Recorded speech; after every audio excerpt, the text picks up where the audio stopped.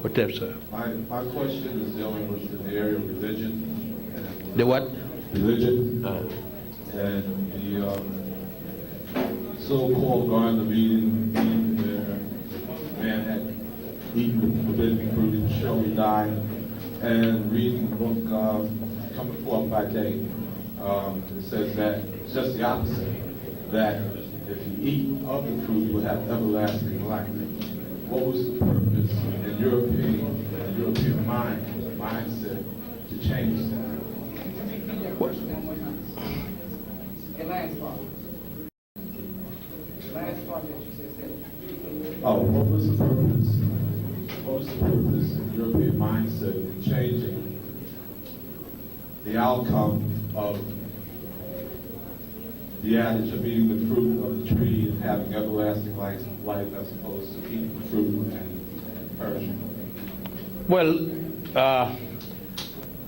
those who changed the Nebuchadnezzar in what the ancient Africans along the Nile taught is Nebuchadnezzar, the god of creation, who came out of the abysmal deep in the creation story with the gods and so forth, and the eating of the fruit of good, that one should have everlasting life. And the contrary with the Judeo-Christian Islamic, that if the eating of the fruit, man should surely die, is because the Europeans could not conceive of a life after. When they did that, they could not realize the African concept. You had two different cultures. What is religion? First of all, we need to know what is a religion. The religion is the celebration of the highest value within a culture. That's all religion is.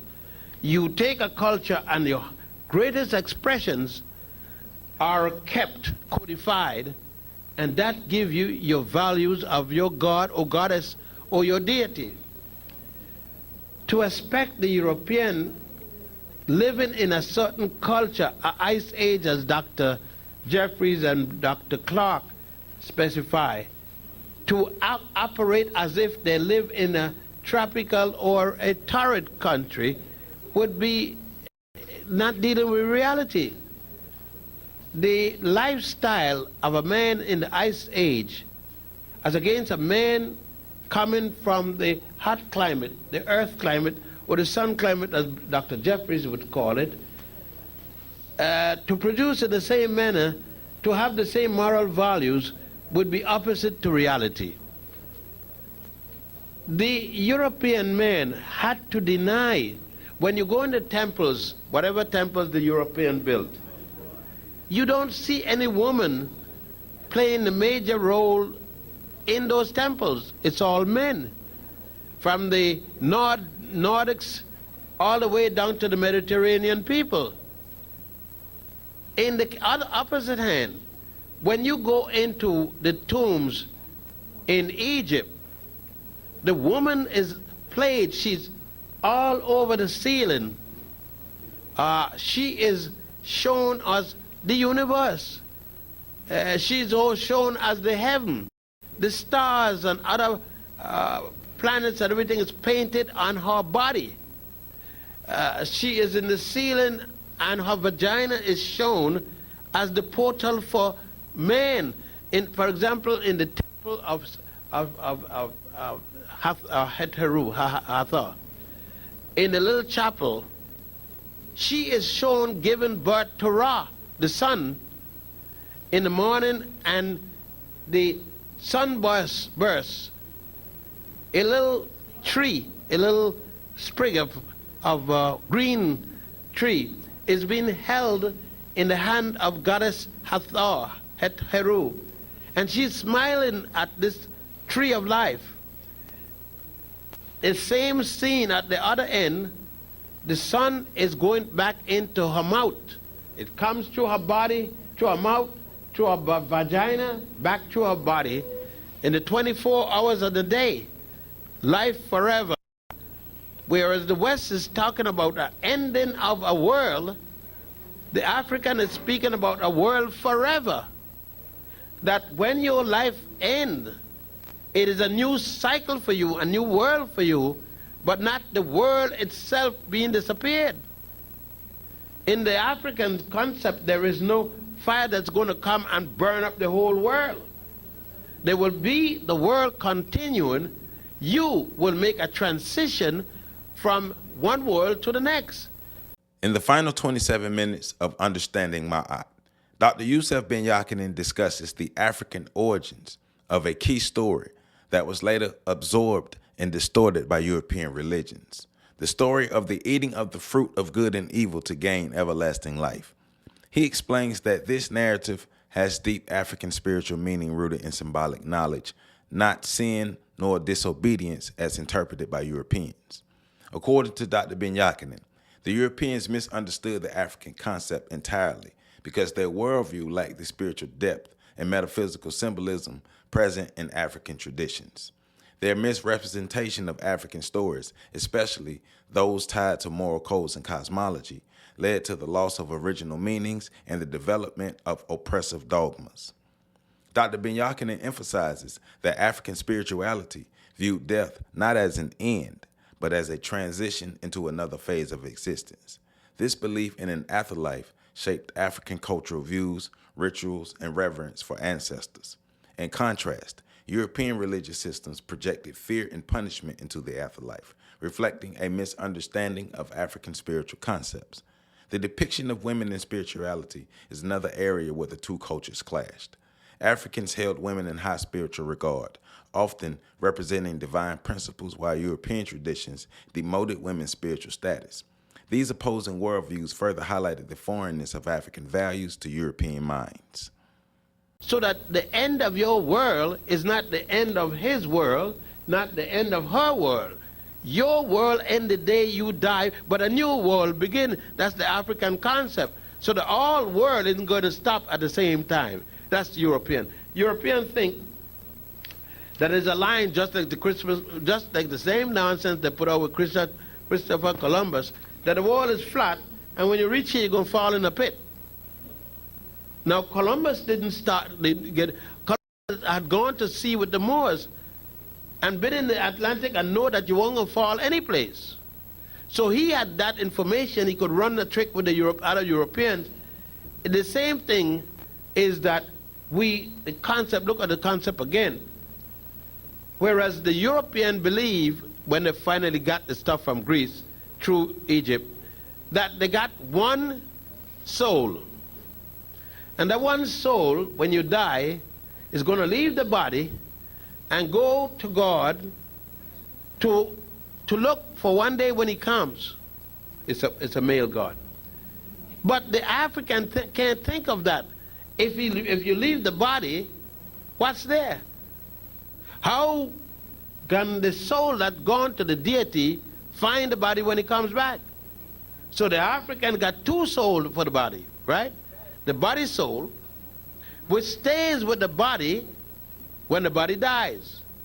And they got the mind or spirit soul, the body soul being the ka, the mind or spirit soul being the ba, that goes out to appeal for you to be entered into the next world, you and the cat, K-H-A-T. So we got the ka, we got the body, K-H-A-T.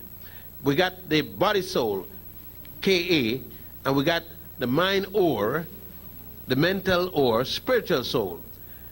We even in the West want to make a distinction between the mind and the spiritual. The mind, the spiritual, and the brain, all one thing. They are all one. But we can't do that.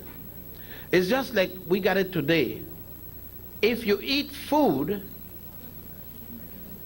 you got to be different than the men who eat herbs. Why? Why can't you eat herbs and eat food? You don't remember something? People forget that many medicines that you use, most you use, made from herbs. Most of the refined medicine one use made from leaves. bush, something like that. So somebody said, well, just eat herbs. Why? With all the good tasting things you got around here, eat both.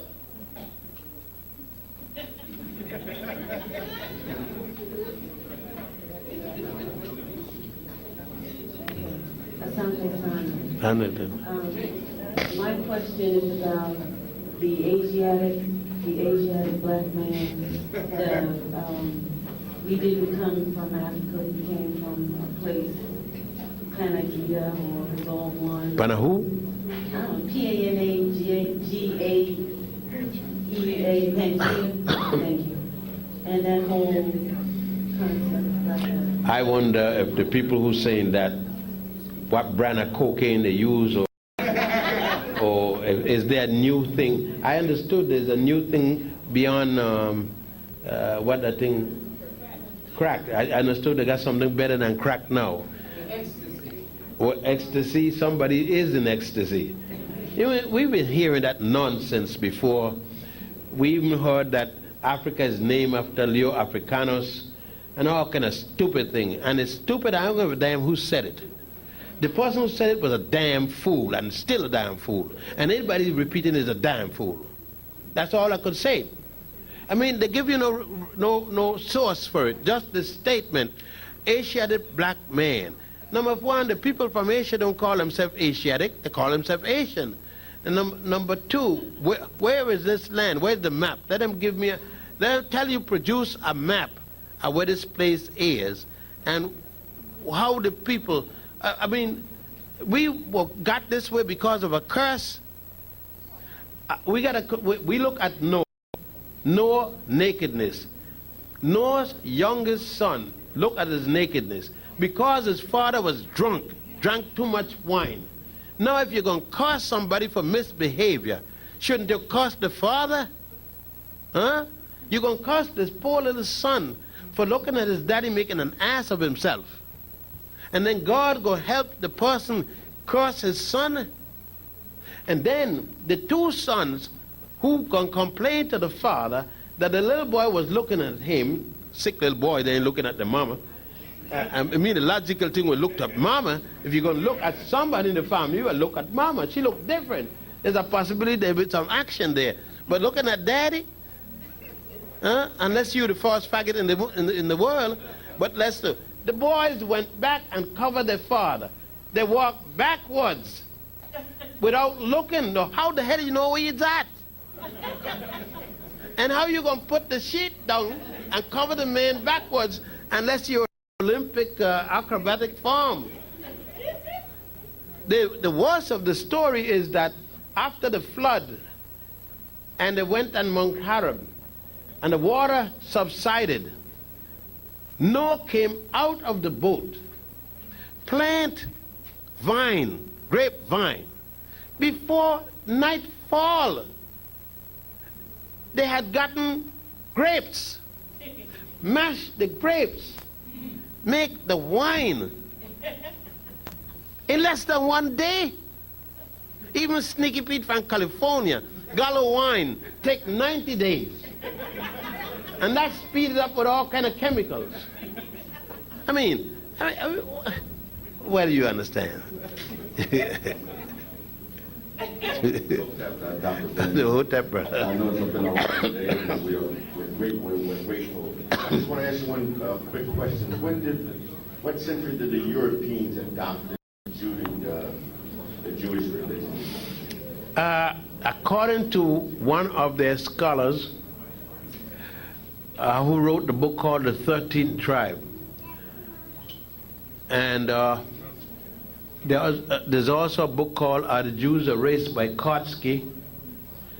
There are a number of books, but the 13th Tribe specified that's around the third century in Europe, that the war between two warring groups fighting, that the Jews, a small group of people, Khazars, in Eastern Europe, wanted no part of this and adopted the Hebrew religion from Hebrews coming from around what we call Palestine today. that they adopted it and continued its practice. Why the European Hebrews became more powerful? Because they were in Europe at the time when Europeans were establishing colonies. And they went out as colonizers with every other group. Let's take for instance, why you think the name Abraham is so popular in Jamaica? They were Jewish slave trade. Why you think the name Fuente in Puerto Rico? They're Jewish slave master that came out of Spain. All Medina. These are former Jewish names. Even though most of these people are now Roman Catholics, they were formerly Jews who converted to Roman Catholicism during the Inquisition and all these kinds of things. We forget that those of us who are members of the Church of England is because we had English slave masters. Those of us who are Roman Catholic because we had French and Dutch, French and other slaves. Those of us who are the Church of the Dutch Church because we had Dutch slave masters. And we are generally of the type of reaction according to slave masters. Most of us who are Muslim because we had Arab slave masters. Thank you. Dr. Ben, who came up with the earliest concept of healing through music and colors? I didn't get it. Who came up with the earliest concept of healing through music and colors? For someone, I think the mic, no, actually. Okay, who came up with the concept of healing through colors and music? Who came up with the concept of healing through color and music? Healing through color and music. I don't know. Is there some people that heal you through colors and music? How? I'm just asking. It's new to me, so I'm asking. I don't know about music, but I know that they really get sound and they use color therapy because I tried it. You mean one of the implements of the psychiatric treatment that you get? Not psychiatric, it's, No, nothing bad with psychiatric. You may call it something. Some people call it juju. Some people call it witch doctor. It means the same thing, psychiatric. Now, you're saying that the medicine man, the witch doctor, the physician, the psychiatrist, use one of the methods of healing is colors. There's nothing wrong with it. The color doesn't do anything. The color is a symbol that they implement that the physician is using. The color doesn't do anything. It's the suggestions. So the color doesn't heal nothing. The song is the suggestion. What these people are doing is they know the society in which you live. And they know the thing that, the stimulus that they're using. They use these objects. It's like me. I could take this and hypnotize you. Or this. Or this. The object is not the thing.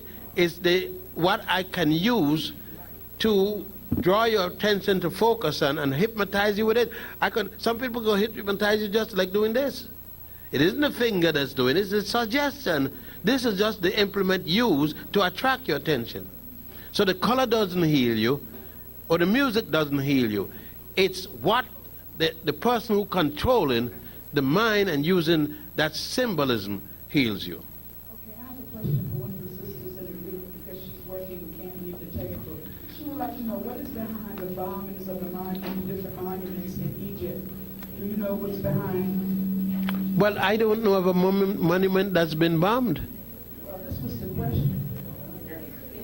The pyramid. Which pyramid? The pyramid of Khafre is news to me because 3 weeks ago I've been there and it's still there, and I don't see anybody bomb anything. Excuse me.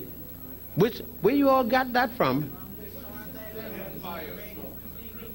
They had some kids that, kids are gonna be kids, and they went and put a stink bomb with the smoke, and first the fire department, everybody said there was a bomb in the pyramid, and I guess it went out, there's a bomb, but it wasn't a bomb in the pyramid. I've been there. I just back here, what, 2.5 weeks? I live less than a mile and a half from the, about a mile and a half of that, about that much from the pyramid of Kefram. And by the way, please don't use the word Kefram. That name is Kafra. It's Khufu, Kafra, Menkara. The Greeks and other Westerners use Cheops, Kefram, and Masari. Kefram is the Greek name. The Greek use it. That's Kafra. In many of your books, you refer to Africa as Al-Kabul land. Was there ever a time in history when the whole continent of Africa was referred to as Al-Kabul land? No. A mass area of the continent was called Al-Kebulan, Ortegia, Hesperia, Amonis, Libya.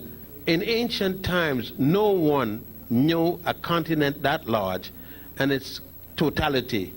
They were, during the time of Makeda, she had sent someone to circumnavigate the land where they live. From the maps that she gave, they saw the two tips of two continents. One appears to be the southern tip of South America, and one, of course, the southern tip of Africa. During the time of King Necho, N-E-K-U, or it's spelled sometime N-E-C-H-O, the second, and that would be around 975 before the Common Era, he commissioned Admiral Hanno, H-A-N-O, to circumnavigate the land, because they didn't, what you call the word continent wasn't even used. And he went from Egypt as far as what it was called in the book Barbados, B-A-B-A-T-U-S. Barbados is today called Cameroon, and it means the same. Cameroon is shrimp, Cameroon in Spanish, and Barbados means shrimp, to the shrimp river, and that's the earliest navigation attempts we know to circumnavigate whatever that land was. One of the things that would have stopped this totality would be there were no Suez Canal at this time. The Suez Canal is only in the 19th century, 1885, by the Caliph Ismail. He started it, of course, and spent all his money in the whole houses in France, and finally had to sell out to the British and the French. So the Moors and the Ethiopians used the term Al-Kebulan, and they refer to that much of the continent that they knew.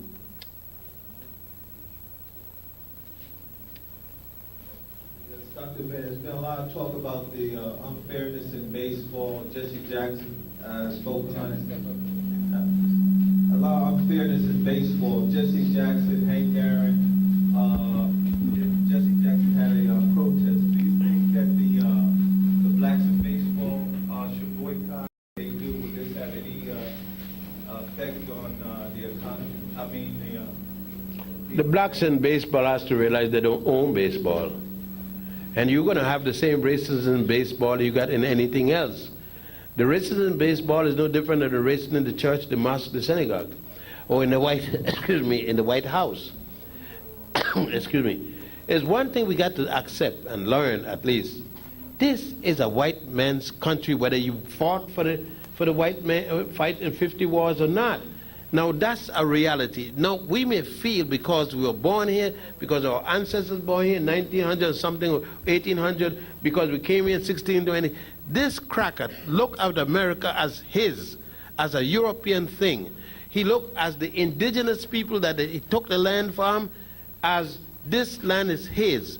He looked to us that way. We refuse to accept it, but he. Now, until we're ready to beat him, to kill him, it's going to stay like it is. And we're not willing to kill him. We're willing to kill each other. And until we stop killing each other and kill him, Then we could start talking about changing. You got umpteen congressmen. You got one senator now? One woman senator, I think. Nothing in change. And nothing is going to change because you see, I could have all the senators making all the laws. One, take what the guy at Chrysler? Iacocca. Iacocca right now could call Clinton direct in the bedroom, laying down with his wife.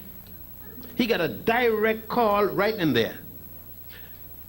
Jesse Jackson, Jackass Jackson, any Jackson want to talk to Clinton, he's going to get the secretary to the secretary to the secretary who got to call the administrative secretary, who got to call the personal secretary, and he may get him today. Understand? What I'm saying, they got numerous crackers who got a direct line into Clinton's bed much less the bedroom. And they could get him anytime they want. There is no one black man anywhere in America, and that go for Colin Powell. And he is in charge of war. And he can't get the president. He get his colon.